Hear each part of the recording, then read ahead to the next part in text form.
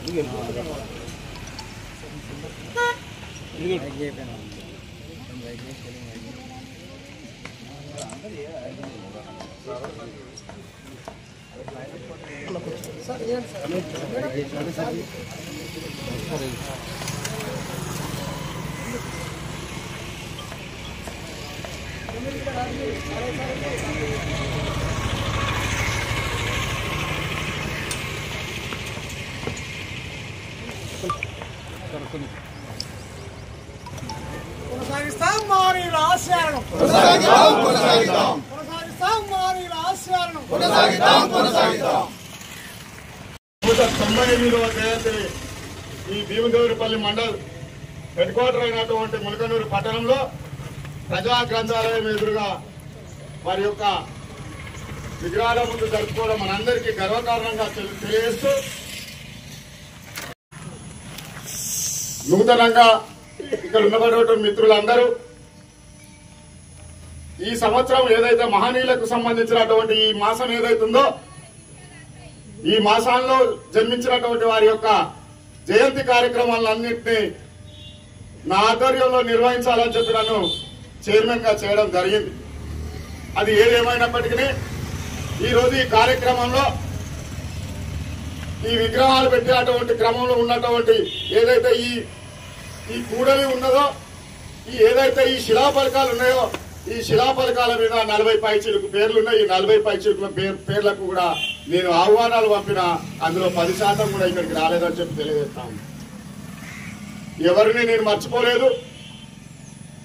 అత్యధిక సంఖ్యలో మహాత్మా అనేటువంటి పేరును ప్రతి ఒక్కరూ గమనించాలి. వారి యొక్క ఆశయాలను ముందుకు తీసుకుపోవాలనేటువంటి ఉద్దేశంతో ఈ కార్యక్రమాన్ని విజయవంతం చేయాలని అనుకున్నా గానీ ఇంత పలసగా ఉంటది, ఇంతమంది రాలేకపోతారని చెప్పి నేను అనుకోలేదు. అది ఎంతవరకైనా శోచనీయం. ఏదేమైనప్పటికీ రాబోయేటువంటి ఏదైతే ఇంకొక 2 సంవత్సరాలకు 200 సంవత్సరాలు అవుతుంది ఆ కార్యక్రమం వరకైనా ఇంకా చైతన్యవంతులని చెప్పి ఈ ఇక్కడ మండలంలో ఉన్నటువంటి అన్ని గ్రామాల యొక్క ప్రజలందరూ చైతన్యవంతులవుతారని చెప్పి ఈ ఒక బజారు మొత్తం ఈ రోడ్డు మొత్తం కిక్కిరిసిపోతుందని చెప్పి ఆశిస్తా ఉన్నా.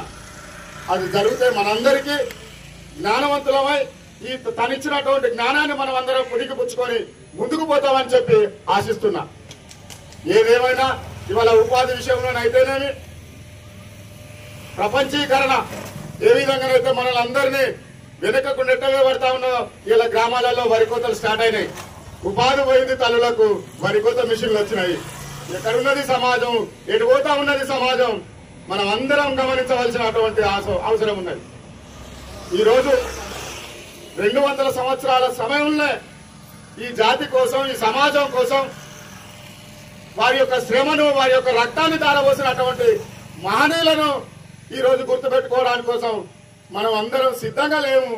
ఈ సిద్ధం ఎప్పుడైతామని చెప్పి మనకు మనంగా ప్రశ్నించుకోవాలి అని చెప్పి తెలియజేస్తా ఉన్నా.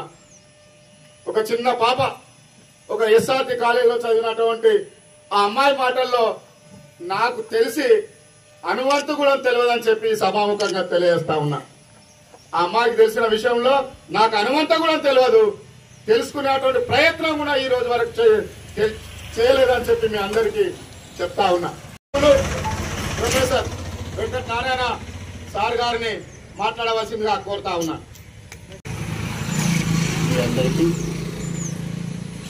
నమస్కారాలు.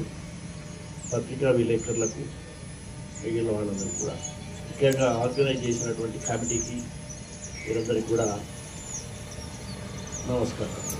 మనం ఇక్కడ కార్యక్రమం అంటే అసలు భీమదేవరపల్లికి, హుస్నాబాద్ ప్రాంతానికి చిరకాల చరిత్ర ఉన్నది. ఉద్యమాలకు కానీ, చైతన్యం కానీ అన్నిటికీ చరిత్ర ఉంది. ఇక్కడంతా సరే ఇంతకుముందు మనం అనేక విషయాలు చెప్పుకున్నాం. ఇది అగ్రవర్ణాలు ఇవన్నీ కాదు. మీరు సారే గారు చాలా స్పష్టంగా దాన్ని ముగించారు.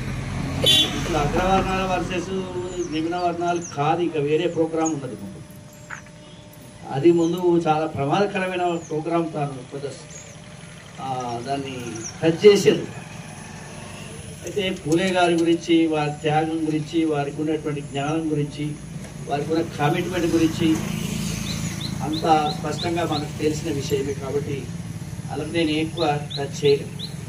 అనేక రకాల ఉద్యమాలు మాత్రం చేసిండు. విద్య మీద మీ అందరూ విన్నారు, చేసిండు. పన్నులు వేస్తే పన్నుల మీద యుద్ధం చేసిండు. రైతులకు గిట్టుబాటు ధర లేదని ఉద్యమాలు చేశారు. సారా వ్యాపారం ప్రభుత్వం చేయకూడదని సారా వ్యాపారి దుకాణాలు మోయించేవి.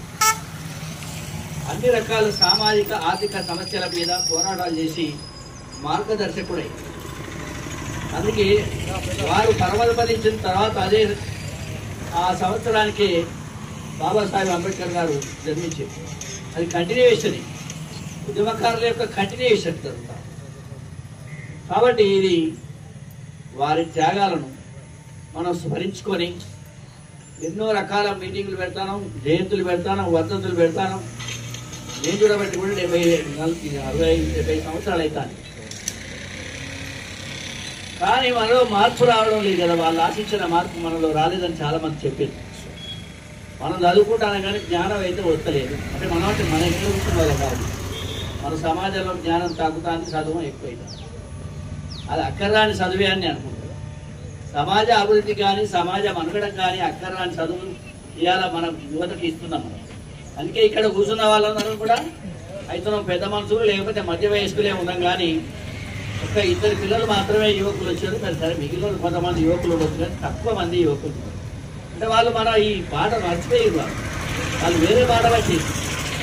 మరి దీని అంతటి కారణం ఏంటంటే పాలకులు, దేశంలో ఉన్నా కానీ రాష్ట్రంలో ఉన్నా కానీ పాలకులే దీనికి కారణం అనేది మనం స్పష్టంగా పాలసీ విధానాలను బట్టి సమాజం మారుతూ ఉంటుంది. పాలసీ విధానాలలో లోపం ఉన్నప్పుడు ఇలాంటి రుగ్మతలు, ఇలాంటి వక్ర బుద్ధులు అనేటివి రావడం జరుగుతుంది సమాజం. కాబట్టి వారు చెప్పిన విషయాలలో ఇప్పటికి కూడా పోరాటం నడుస్తాయి. విద్య గురించి ఇంకా పోరాటం జరుగుతూనే ఉన్నది. పిల్లలంతా రోడ్ల మీద పడి ఉద్యమాలు చేసేటువంటి రోజులు ఇంకా పోలేదు. ఎందుకంటే మనం స్వతంత్రం వచ్చింది కానీ విద్య అందరికీ అందుబాటులో లేదనేది వాస్తవం. సరే మిత్రులు కొంతమంది అన్ని విద్యా సంస్థలు ఉన్నాయి, విద్యా అవకాశాలు ఉన్నాయంటే ఉండొచ్చు. కానీ మనకి ఇక్కడ 3 రకాల విద్యను ఇవాళ ప్రతి దేశంలో అమ్ముతున్నారు లేదా ఇస్తున్నారు. అక్కడికి రాని చదువు అంతా కూడా మన పాఠశాలలో నడుస్తుంది. ఉద్యోగం దొరికే చదువు అంతా కూడా వేరే పాఠశాలలు నడుస్తూ ఉన్నది. ఎంతో కొత్త గొప్ప జ్ఞానం వచ్చే పాఠశాలలు గురుకులాలు. అంటే ఈ 3 రకాల ఉన్నాయి. కానీ మెజారిటీ ప్రజలకు మాత్రం ఇవాళ నాణ్యమైన ఈ విద్య ఇవ్వడంలో ఈ ప్రభుత్వాలు ఫెయిల్ అయింది. ఏ ప్రభుత్వం అయినా ఫెయిల్ అయింది. 1996 నుంచి ఇంకా విద్యా వ్యవస్థను సర్వనాశనం చేసిన చరిత్ర ఈ రాష్ట్రంలో ఉన్నది. సరైన పాలకుల జోలికి, పార్టీల జోలికి నేను పోదలుచుకోలేదు. ఎందుకంటే ఇక్కడ ఉన్న వాళ్ళందరూ కూడా ఏదో పార్టీకి సంబంధించిన వాళ్ళు ఉంటుంది. కానీ ఇది కామన్ సమస్య నేను చెప్తున్నాను. అంటే మనందరికీ, మన పిల్లలకు, మన బంధువుల పిల్లలకు అందరికీ కనెక్ట్ అయిన సమస్య. ఇవాళ ఒక ప్రైవేట్ కార్పొరేట్ స్కూల్లో చదివేయాలంటే 2 లక్షల నుంచి 10 లక్షల వరకు ఉన్నదండి. మరి మన పిల్లలంతా, మన పిల్లలను, లేదా పేదవాళ్ళను, 60-70% ప్రజల పిల్లలను ఆ 2 లక్షల నుంచి 10 లక్షల ఫీజులు ఉన్నటువంటి వాటిలో మనం చదివించలేనటువంటి దుస్థితి ఉంది. ఇక మిగిలిన ఈ గురుకులాలు, ఇంకా ఈ కులాలు పెట్టి హాస్టల్లో పురుగుల ఆహారం, ఇక పాఠశాలలో టీచర్లు సరిగా ఉండరు, నియంత్రణ అసలే లేదు. సార్లు పాఠం చెప్తారా లేదా అని చూసేటువంటి నియంత్రణ కరువైపోయింది. డిఈఓ లేరు, ఎంఈఓ లేరు. చదువు చెప్తారా లేదా, సరి అయిన జ్ఞానం ఇస్తున్నారా, నాణ్యమైన విద్య ఇస్తున్నారా అని చెప్పేటువంటి చొరవ ప్రభుత్వం తీసుకోలేదు. ముఖ్యంగా తెలంగాణ వచ్చిన తర్వాత ఇంకా సర్వనాశనం అయిపోయింది. కాకతీయ యూనివర్సిటీ లాంటి యూనివర్సిటీలన్నీ కూడా ఇవాళ భ్రష్టు పట్టిపోయింది. ఎల్బీ కాలేజీ, సికేఎం కళాశాల, ఏఎస్ఎం కళాశాల అన్ని పేదవాళ్ళు చదువుకున్న స్కూల్ లాంటి కాలేజీలన్నీ కూడా సర్వనాశనం అయిపోయింది. కాబట్టి వాళ్ళు కొట్లాడిన అంశం 150 సంవత్సరాల కింద కొట్లాడిన అంశం ఇంకా ఇవాళ ఒక పోరాట అంశంగానే మిగిలిపోయిందనేది మనం గమనించాలి. మెజారిటీ ప్రజలకు నాణ్యమైన విద్య రాదు. అదేవిధంగా చూడండి, ఇవాళ రైతులు కూడా మన స్వామినాథన్ కమిషన్ రిపోర్ట్ ఏం చెప్పింది, రైతులకు ఖర్చుతో పాటు వాళ్ళ కుటుంబ కష్టాన్ని కూడా గమనించి అయిన ఖర్చు 50% యాడ్ చేసి దాన్ని కలిపి మద్దతు ధర అని చెప్పి స్వామినాథన్ కమిషన్ మొన్న చనిపోయింది. ఆ నెలలో 7-10 నెలలు అయిందండి. ఇప్పుడు ఇందిరాగాంధీ కాలం నుంచి పెద్ద సైంటిస్ట్ ఆయన చెప్పిన సిఫారసులు ఆ కమిటీ ఎవరు వేశారు? మన్మోహన్ సింగ్ వేసింది. కానీ వాళ్ళు కూడా దాన్ని అమలు చేయలేదు. వాస్తవంగా చెప్పాలి 2005-6 వేసిండ్రు. 1 year లోపల ఆయన సపోర్ట్ చేయాలి, రిపోర్ట్ ఇచ్చిండు. కానీ దాన్ని అమలు చేయకుండానే ఆయన పోయింది. దీని మీద పార్లమెంట్లో మళ్ళీ మోడీ అండ్ కంపెనీ వాళ్ళు కొట్లాడింది. మీరు మన్మోహన్ సింగ్ మీద యుద్ధం చేసింది. మీరు అమలు చేయండి అంటే మీరు చేయలేదు. సుష్మా స్వరాజ్ బాయ్కాట్ చేసింది. ఏది సభ నుండి వాళ్ళు బయటకు వెళ్ళిపోయి అంతా చేసింది. ఇప్పుడు వాళ్ళకి కూడా 11 ఏళ్ళు అయింది. స్వామినాథన్ కమిటీ రిపోర్ట్ మాత్రం అక్కడే ఉన్నది, ఎవరు కూడా అమలు చేయలేదు. అంటే ఈ సమస్య పూలే గారు ఆ రోజులలో ఈ రైతులకు గిట్టుబాటు ధర కావాలి, ఇవ్వాలి అని మనం ఎందుకంటే కార్పొరేట్ సంస్థలకు 21 లక్షల కోట్ల రూపాయలు విరాళం ఇవ్వచ్చు ఈ ప్రభుత్వాలు. కానీ కష్టపడి పనిచేసి మనందరికీ భోజనం సారికి అందించేటువంటి రైతులకు మాత్రం సరి అయిన గిట్టుబాటు ధర ఇవ్వలేనటువంటి ప్రభుత్వాలు ఈ దేశంలో ఉన్నాయనేది నేను మీ దృష్టికి తీసుకొస్తున్నాను. అదేవిధంగా ఇవాళ సారా దుకాణాలు ఎట్లా పెంచిందంటే ప్రతి నెల జీతాలు రావాలంటే సారా దుకాణాల డబ్బు రావాలనే స్థాయికి పోయినాయి ప్రభుత్వాలు. అది ఎంత ఘోరమైనటువంటిది. అందుకే నేను చెప్తున్నాను, సమాజాన్ని విధ్వంసం చేస్తున్న ఈ పరిపాలనలో సమాజాన్ని విధ్వంసం చేస్తున్నారు. విద్య నాశనం చేస్తా ఉంది, విద్య అందకుండా చేసింది. అదేవిధంగా ఉపాధి లభించకుండా ఇవాళ మొత్తం కార్పొరేట్ సంస్థలకు అప్పచెప్పింది. మాల్స్ వచ్చేసినాయి, ఎక్కడి చిన్న షాపులు కూడా లేకుండా పోయినాయి. మంగళ వాళ్ళు కూడా రేపు రాబోయే రోజుల్లో వాళ్ళ షాపులు తీసేయాల్సిన పరిస్థితి ఉంటుంది. చిన్న కిరాణా కొట్టులు లేకుండా చేసేది, బట్టల షాపులు లేకుండా చేసేది, 6 కోళ్ళ షాపులు కూడా ఉన్నాయి. రేపు ఇంకా కొద్ది రోజులు అయితే అవన్నీ కూడా అంబానీ అదానీలే సప్లై చేసే కాడికి తీసుకొచ్చారు. ఇంత లార్జెస్ట్ పాపులేషన్ ఉన్నటువంటి దేశం ఇది. 143 కోట్ల జనాభా ఉన్నదంటే మొత్తం ప్రపంచంలోనే దాదాపు ఒక 5వ వంతు ప్రపంచ జనాభాలోనే దాదాపు 5వ వంతు జనాభా ఉన్నటువంటి ఇంత పెద్ద దేశంలో ఇవాళ మన పరిస్థితి ఏంటంటే ఈ రకమైనటువంటి విధ్వంసం అనేది జరుగుతూ ఉంది.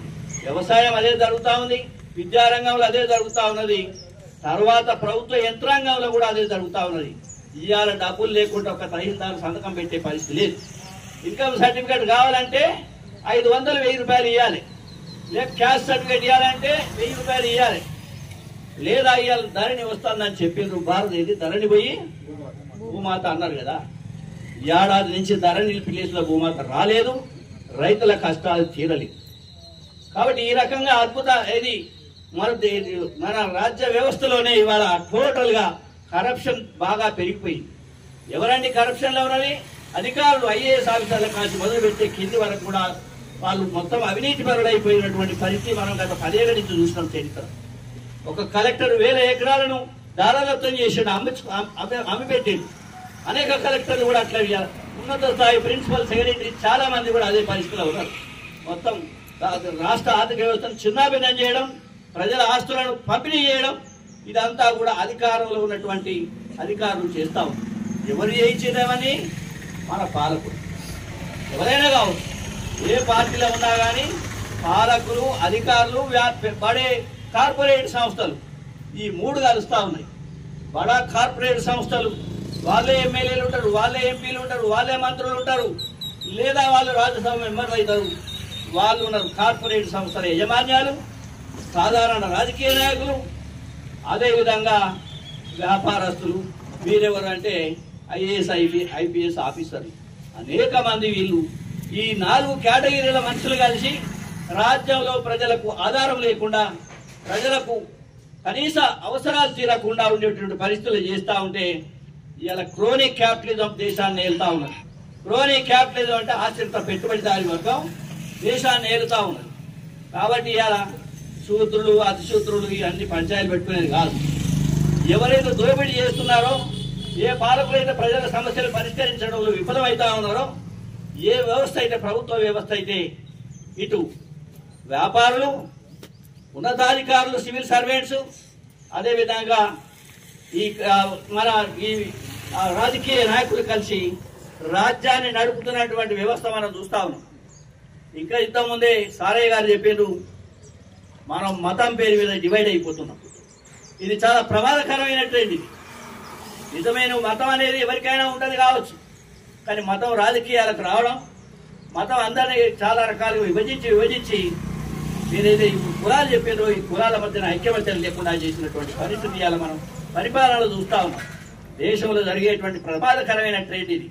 దక్షిణ భారతదేశానికి ఉత్తర భారతదేశానికి జరిగేటువంటి పరిణామాలు ఏందో మనం గమనిస్తా ఉన్నాం. ఇవాళ పాపులేషన్ జనాభా లెక్క కాకుండా 14 సంవత్సరాలు గడిచిపోయింది ఈ దేశంలో. ప్రతి 10 సంవత్సరాలకోసారి జనాభా లెక్కలు కావాలి, కానీ మోడీ గారు జనాభా లెక్కలు చేయడం లేదు. జనాభా లెక్కలు చేయడం వల్ల ఎవరి లెక్క ఎంత ఉన్నదని తెలుస్తుందనే భయం. మరి ఒక పక్కన నేను హిందూ రాజ్యం నడుపుతానని చెప్పేటువంటి అది కరెక్ట్ కాదు. కేవలం వారు అన్నట్టుగా ఒక భావజాలం ఉన్నటువంటి ఆధిపత్య వర్గం ఈ దేశాన్ని చిరకాలం ఏలాలనేటువంటి పరిస్థితి, కానీ రాజ్యాంగము, ఒక స్వతంత్రము, ప్రజల సామాజిక హక్కు అనే దాన్ని కాలరాసే ఉద్దేశంలోనే వాళ్ళ జరుగుతుంది. కాబట్టి అనేక రంగాల్లో ఈ విధ్వంసం జరుగుతూ ఉన్నది. కాబట్టి వాళ్ళు చేసినటువంటి పోరాటాలన్నీ మనం ఎప్పటికీ అది వల్ల వేసుకోవడం సరిపోదు. ఇవాళ మనం చేయాల్సిన బాధ్యత ఏందనేది గమనించకపోతే ఈ దేశంలో అనేక రకాలైన అనర్థాలు ఉన్నాయి. ఈ రాష్ట్రం ఇంత పెద్ద, మన మిత్రుడు ఇంతకుముందు చాలా విద్యా సంస్థలు ఉన్నాయని, కానీ నాణ్యతలో ఇది 29వ స్థానంలో ఉన్నది. ఈ రాష్ట్రం నాణ్యతలో చాలా మంది ఇంజనీర్ చదివిన వాళ్ళు క్వాలిఫైడ్ కాదని చెప్తున్నది ప్రపంచ స్థాయిలో ఇండెక్స్. కాబట్టి మనం ఎలాంటి చదివిస్తున్నది అనేది చాలా ఇంపార్టెంట్. కాబట్టి అలాంటి విద్యను ఇవాళ అమ్ముకుంటున్నారు. ఒక ఇంజనీరింగ్ కాలేజీలో సీటు కావాలంటే సంవత్సరానికి 2.5 లక్షలు 3 లక్షలు కట్టాల్సిన పరిస్థితి ఉన్నది. కాబట్టి కార్పొరేట్ వ్యవస్థలతో నడిచే ఈ ప్రభుత్వాల మీద ఈ పార్టీలైనా ఏ పార్టీ వచ్చినా కానీ ప్రజల ఆస్తులను దోపిడీ చేయడం, ప్రజల ఆస్తులను అమ్ముకోవడం, ప్రజలకు ఏమి లేకుండా చేయడం, నిరుద్యోగ సమస్యని పెంచి కేవలం సంక్షేమ పథకాల ద్వారా ప్రజలను బ్రతకండి అనేటువంటి స్థితికి దిగజార్చడం అనేది ఇది చాలా శోచనీయమైనది, భరించరానిది. భావి తరాల వాళ్ళు మనం క్షమించరాని అనే విషయాన్ని మనం గుర్తుపెట్టుకోవాలి. కాబట్టి పూలే దంపతులు ఆ రోజులలో బ్రిటిష్ వాళ్ళను మోటివేట్ చేసి విద్యా సంస్థలు పెట్టి మనందరికీ విద్య కావాలని కొట్లాడేది వాళ్ళు ఒప్పుకున్నారు. బ్రిటిష్ వాళ్ళు ఒప్పుకున్న విద్యా వ్యవస్థను కొనసాగించారు. కానీ ఇవాళ వచ్చిన పాలకులు విద్య ప్రజలకు దూరం చేస్తున్నారు, పేద వర్గాలకు దూరం చేస్తున్నారు. అదే రకంగా తాగుడు నేర్పి ఇవాళ సమాజంలో అనేక మంది తాగుడుకు అలవాటైపోయి కుటుంబాలన్నీ నాశనం అయిపోతున్నాయి, ఆరోగ్యం ఖరాబ్ అవుతుంది. ఇవాళ మొత్తం డాక్టర్లు ఎక్కడ చూసినా కానీ దవాఖానాలు పెట్టే కాడికి వచ్చింది. అనుకోకుండా చూస్తే దాదాపు అంతకుముందు ఒక 2-3 జీవన్ లాడ్ మెడికల్ షాపు, లేకపోతే అక్కడ ఏదో ప్రభుదయాల్ మెడికల్ షాప్ అని 4-5 ఉండేది. ఇవాళ 1000 మెడికల్ షాపులు ఉంటాయి, 1000 మంది డాక్టర్లు పనిచేస్తారు. ప్రతి వాళ్ళు కూడా చేయి పట్టుకుంటే 500 నుంచి 1000 రూపాయలు తీసుకునే స్థాయికి వచ్చింది. ఇలా ఎంజిఓలో పోతే డాక్టర్లు ఉన్నారు, కాలేజీలో పోతే టీచర్లు ఉన్నారు, ఆఫీసులో పోతే వాళ్ళు ఆఫీసర్లు ఉన్నారు. పైసలు ఇస్తే పని చేసుడు పసి లేకుండా లేదు. దీనికంతా మూలం ఏంటంటే ఈ 1000 రూపాయలు తీసుకొని ఓటేసి రాజ్యాంగం ప్రధానంగా మనం చెప్తున్నాం, రాజ్యాంగాన్ని ఇవాళ నిర్వీర్యం చేసేటువంటి విధానం ఇవాళ చదువుకున్న వాళ్ళని చెప్తున్నాం. చదవలేని వాళ్ళు కూడా చేసిండ్రు. చదువుకోని వాళ్ళకంటే ఎక్కువ చదువుకున్న వాళ్ళు మాత్రమే ఎక్కువ ఇలాంటి దుర్మార్గ పనులు చేసేటువంటి విధానాన్ని అవలంబించినప్పుడు పూలే దంపతులు చేసిన సేవ కానీ, వాళ్ళు చేసిన చొరవ కానీ, లేదా వాళ్ళు చేసిన త్యాగాలకు అర్థం లేదు. కాబట్టి ఇప్పటి నుంచైనా కనీసం నడితరం వాళ్ళమైనా ఆలోచించి ఇప్పుడు వచ్చే తరాన్ని బాగా ఎడ్యుకేట్ చేయాల్సిన అవసరం ఉన్నది. పాలకులకు బుద్ధి చెప్పే విధంగా మన ఎన్నికలలో రిజల్ట్ ఇవ్వాలి, కానీ పైసలు ఇచ్చినట్టు ఓటేసి మన కులాల పేరు మీద ఓటేసి మనం ఇంకా నష్టపోతున్నాం. కాబట్టి కులం కాదు, ఇక్కడ క్రోనీ క్యాపిటల్ ఏదైతే ఉందో వ్యాపారస్తులతో నడిచేటువంటి ప్రభుత్వాలు ఇవి, దోపిడీదారులతో నడిచే ప్రభుత్వాలు ఇవి, లేదా కరప్ట్ అఫీషియల్స్ తోటి నడిచే ప్రభుత్వాలు ఇవి. కాబట్టి వీటన్నిటికీ అంబేద్కర్ గారు ఆ రోజుల్లో చెప్పిండ్రు, ఓటర్ చైతన్యం లేకుంటే ఈ ప్రజాస్వామ్యం నడవదని చెప్పిండ్రు. ఓటర్ చైతన్యం లేకుంటే నీ స్వాతంత్రము, నీ హక్కులు ఉండయని చెప్పిండ్రు. ఇప్పుడు అదే జరిగింది. మనం హక్కులు మన దగ్గర లేవు. పోలీస్ స్టేషన్ పోతే సార్ ఉన్నాడు ఇక్కడే, పోలీస్ స్టేషన్ పోతే కూడా డబ్బులు ఉన్న వాళ్ళకు న్యాయం జరుగుతుంది, న్యాయ వ్యవస్థకు పోతే డబ్బున్నోడికి న్యాయం జరుగుతుంది. న్యాయ వ్యవస్థలో ఏం జరిగిందో మీరు మనం చూసారు. కాబట్టి సమాజాన్ని రక్షించే, ఈ ప్రజాస్వామ్యం రక్షించే 4 స్తంభాలు ఉన్నాయి. ఒకటి చట్టసభలు, లోకసభ కావచ్చు, రాజ్యసభ కావచ్చు, శాసనసభ కావచ్చు, మండలి కావచ్చు. రెండవది ఈ ఎగ్జిక్యూటివ్ అంటాం. ఎగ్జిక్యూటివ్ అంటే ఐఏఎస్ ఆఫీసర్ల నుంచి మొదలుపెట్టి కింది వరకు క్లర్క్ వారు. ఇక మూడవది ఏంది న్యాయ వ్యవస్థ. న్యాయ వ్యవస్థ మన ఏది మామూలు మండల స్థాయిలో లేకపోతే ఒక తాలూకా స్థాయిలో ఉన్నటువంటి జడ్జి నుంచి మొదలుపెట్టిన సుప్రీంకోర్టు, వీళ్ళంతా న్యాయ వ్యవస్థ కదా. ఇది మూడవది. నాలుగవది ఏంటంటే మన మీడియా. ఇప్పుడు ఈ 4 స్తంభాలు ఏమైనాయంటే ఆడికాడికి చెదలు పట్టిపోయే పరిస్థితికి వచ్చింది. 4 స్తంభాలు కూడా. సరే నాదేంది జయశంకర్ సార్ శిష్యుని అనేక ఉద్యమాలు చేసిన, ఏ ప్రభుత్వాలు వచ్చినా వాళ్ళలో ఉన్న లోపాలను నేను ఎప్పటికప్పుడు చెప్పడం అనేది నా ధర్మం. ఎందుకంటే ఒక సివిల్ సొసైటీలో మనం ఉద్యోగం చేసినాం, చదువుకున్న వాళ్ళం, జ్ఞానం ఉన్నదనుకుని ప్రజలు అనుకుంటారు మనల్ని, వాళ్ళ కోసం మనం పనిచేయాలనే ఉద్దేశంతో నేను ఎవరికి భయపడకుండా అన్ని విషయాలు మాట్లాడేవాడిని. రాత్రి కూడా టీవీలో మాట్లాడాను నేను. ఈటీవీ V6లో ఇద్దరు ఎమ్మెల్యేలు 2 పార్టీలు వాళ్ళిద్దరికి నేను చెప్పినాను ఎట్లా ఉండాలని. రేపు ఇంకా 3.5 సంవత్సరాలు అయితే నాది ప్రభుత్వం 20 ఏళ్ళు ఉంటా 30 ఏళ్ళు ఉంటా అని మీరు అంటాను. కానీ ప్రజలు ఈ 6 లోపల కూలబెట్టే ఉన్నాయి, 10 ఏళ్ళు వచ్చినాయి కూడా ఉన్నాయి. కాబట్టి మీ పర్ఫార్మెన్స్ బట్టి ఉంటుంది. కానీ మీరు ప్రకటనలు ఇచ్చిన మాత్రం వల్ల ప్రజలేమంత ఇంటిగా లేరని చెప్పడం జరిగింది. కాబట్టి ఇప్పటికైనా మనం ఇది చైతన్యవంతమైనటువంటి ప్రాంతం కాబట్టి మనం కులాల గురించిగా మాట్లాడు తక్కువ చేసుకోవాలి. లేదా వాళ్ళతో టన్లబడటం, వీళ్ళతో పడటం, ముందట ఉండే ఇవన్నీ బంద్ చేయాలి. ఎందుకంటే అవి మాట్లాడుకోవడం వల్ల ఇంకా కొంత విభేదాలు అయిపోయింది. చరిత్రను మనం రిపీట్ చేయకుండా ఇప్పుడు తాడిత పీడిత ఎవరైతే అన్యాయానికి గురైతేనేటువంటి 90% ప్రజలు ఒక సైడ్కి రావాల్సిన అవసరం ఉందని భావిస్తూ ఇలాంటి మీటింగ్ల ద్వారా మనం ఇప్పటి తరానికి చైతన్యం ఇచ్చే విధంగా పనిచేయాలని, ఇందులో తరతమాలు ఈ పార్టీల భేదాలు ఇవన్నీ లేకుండా ఇక్కడ కూర్చోవడం అనేది ఒక శుభసూచన. ఇలాంటిది ఒక మోడల్గా మనం ఎదగడానికి చెయ్యాలి.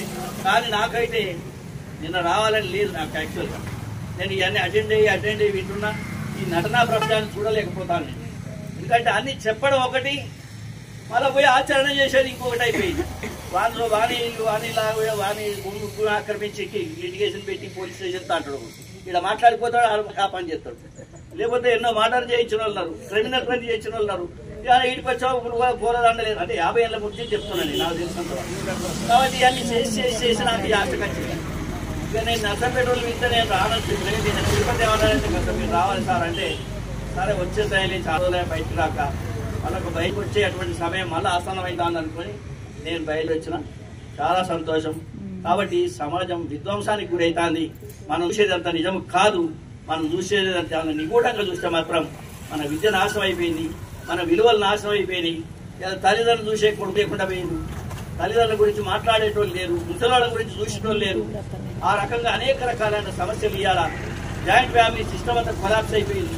భార్యాభర్తల మధ్య పంచాయతీలు అయిపోయినాయి. కోర్టు చూడు తిరిగేటి మొత్తం భూముల కేసులను భార్యాభర్త సమస్యలు. ఇవన్నిటికీ నేను అనుకుంటా మహిళా సోదరులు అక్కలే దీన్ని పరిష్కారం చేయాలి. ఎక్కడ పడితే అక్కడ వాళ్ళకి జ్ఞానం చెప్పాలి. ఇప్పటి అమ్మాయిలకు చెప్పాలి, ఇప్పుడు పోరగాళ్ళకి చెప్పాలి చాలా విషయాలు.